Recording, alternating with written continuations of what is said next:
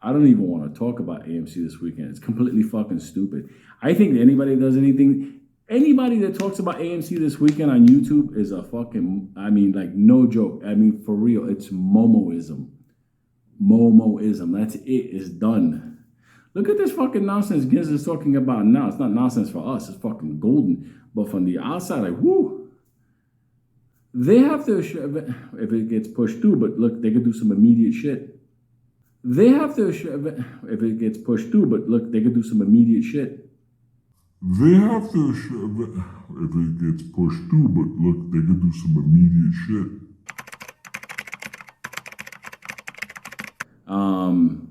The rules were put in effective immediately. The rules were put in effective immediately.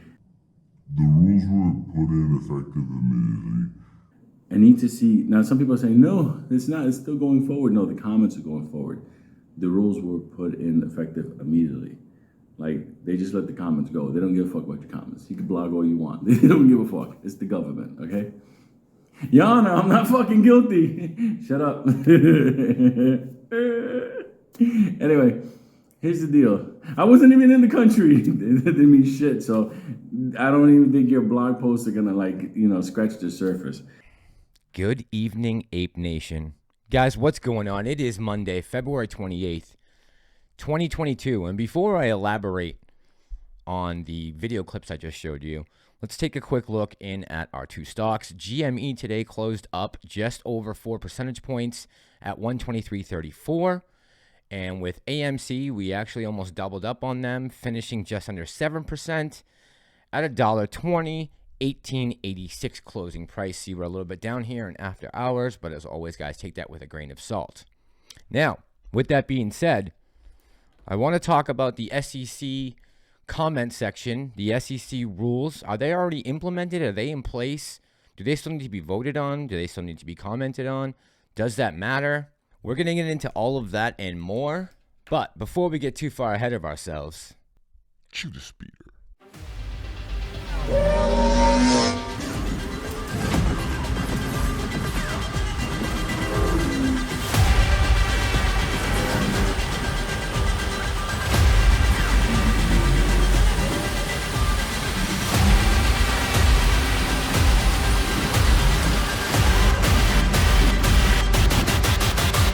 This is the way.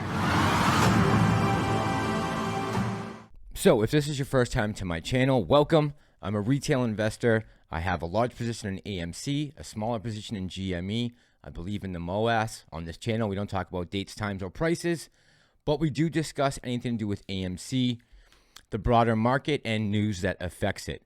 I just want to give a special shout out to everyone on the live stream last night.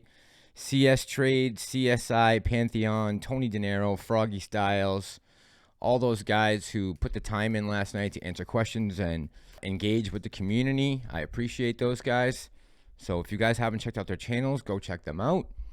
With that being said, let's get into this. So the SEC proposed rules. Now, if you go to sec.gov, rules proposed, you can find a complete breakdown of all the different proposed rules that the SEC is planning on looking over and possibly implementing into the market. Now, when you go to the SEC site, just on the first page, you can see here they're all listed numerically by date.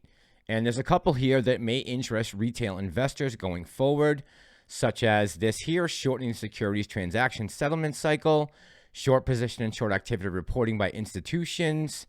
There is also one a little further down from February 9th, 2022, the shortening of the securities transaction settlement cycle. If we go down a little further, they talk about insider trading down here, 10b5. This would be a updated version of that insider trading rule. So all of these things, you can go in, there's a little thing here, you just click on it, you can submit your comments and have your voice heard. And all of them have deadlines. Here you can see comments due 30 days after publication, the Federal Registrar, or April 26th. And I think this is where some of the confusion came with the dates. But I can't tell you that this is going to make a difference. I can't even tell you that the SEC is going to read any of these or take them into consideration. What I can tell you is that the comment section is available. And if you really want to make your voice heard, and you have a problem with some of the things that are going on in the marketplace, like myself, take this opportunity and go there and voice your opinion. It might be one of the only ways you can actually get your message across without ending up in cuffs. Put in your gripe, let them know what your problem is with it, why you don't accept it. And for anyone saying that these rules here that are still being commented and haven't been voted on or put into place yet, for anyone out there saying that this has already been implemented, well, that's a scary thing to think about, because if they've already put this into place weeks ago, clearly it's not working. And before I forget, I want to make a quick comment about our friend from New York there and him possibly working for JP Morgan and the banks. Guys, he's not working for anyone but himself and his ad revenue right now.